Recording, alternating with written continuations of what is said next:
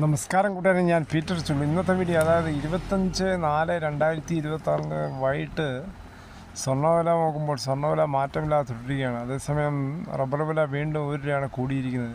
Rubber വില Kottayam market വില നോക്കുമ്പോൾ RSS 4 kilo 251, RSS 5 kilo 237, ISNA 20 205, latex 60% DRCയുള്ള 159 രൂപ 55 പൈസ. ഇതാണ് വൈകിട്ടത്തെ കോട്ടയം മാർക്കറ്റ് വില.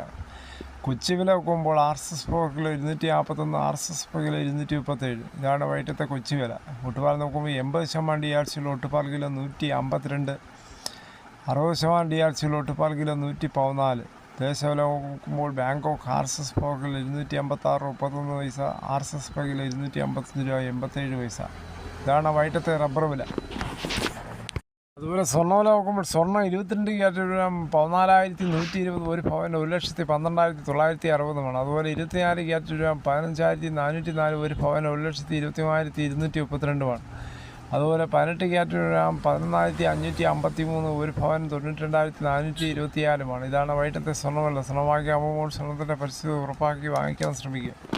എന്തായാലും നമ്മുടെ നാട്ടിൽ ഉയർന്ന വേനൽക്കാലം കാരണം എക്കാലത്തെ ഉയർന്ന വൈദ്യുതി ഉപഭോഗം. സംസ്ഥാനത്ത് 15 മിനിറ്റ് അപ്രഖ്യാപിത ലോഡ് ഷെഡിങ്. 117 ദശലക്ഷം യൂണിറ്റാണ് ഉപഭോഗം നടന്നത്. രാത്രികാലങ്ങളിൽ 15 മിനിറ്റ് ലോഡ് ഷെഡിങ് ഏർപ്പെടുത്താൻ വൈദ്യുതി ബോർഡ് വക്കാൽ നിർദ്ദേശം നൽകി. മലബാർ മേഖലയിലെ ചില ഭാഗങ്ങളിൽ ഒരാഴ്ച മുമ്പ് തന്നെ ലോഡ് ഷെഡിങ് ആരംഭിച്ചിരുന്നു. പിന്നാലെ തിരുവിതാംകൂർ, കൊച്ചി മേഖലകളിലും 10-15 മിനിറ്റിന് ലോഡ് ഷെഡിങ് തുടങ്ങി.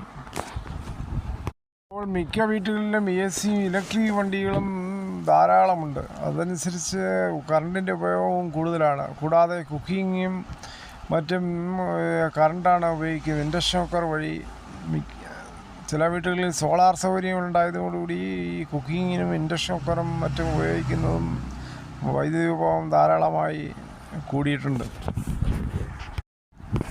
ചൂട് കൂടുതലാവുകയാണെങ്കിൽ ദിവസങ്ങളിൽ തുടർന്നാൽ 30 മിനിറ്റ് വരെയുള്ള നിയന്ത്രണങ്ങൾ രാത്രിയിൽ വേണ്ടി വന്നേക്കാമെന്നാണ് വൈദ്യുതി കൺട്രോളർ പറയുന്നത്. കനത്ത ചൂടിനെ തുടർന്ന് ഇന്ന് 12 ജില്ലകളിലാണ് മുന്നറിയിപ്പ് നൽകിയിരിക്കുന്നത്. സംസ്ഥാനത്ത് ഏറ്റവും കൂടുതൽ ചൂട് അനുഭവപ്പെടുന്ന പാലക്കാട് 40°C വരെ ഉയരാം. ഉഷ്ണതരംഗമായി ബന്ധപ്പെട്ട സാഹചര്യം വിലയിരുത്താൻ ഇന്ന് മുഖ്യമന്ത്രിയുടെ നേതൃത്വത്തിൽ ഉന്നതതല യോഗം ചേരും. രാവിലെ 11 മണിക്കാണ് ഓൺലൈനായാണ് യോഗം.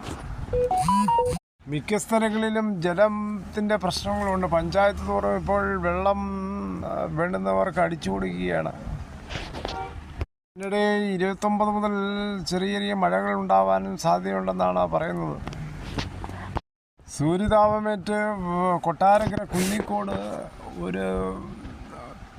ഒരാൾ മരിക്കുകയും ചെയ്തു. 85 വയസ്സുള്ള ഫിലിപ്പ് ബേബിയാണ് മരിച്ചത്. ഇതോടുകൂടി ഈ വീഡിയോയുടെ പൂർണ്ണമാകുന്നു. ഇത്രയും സമയം ക്ഷമയോടെ കേട്ടിരുന്ന വളരെയധികം നന്ദി.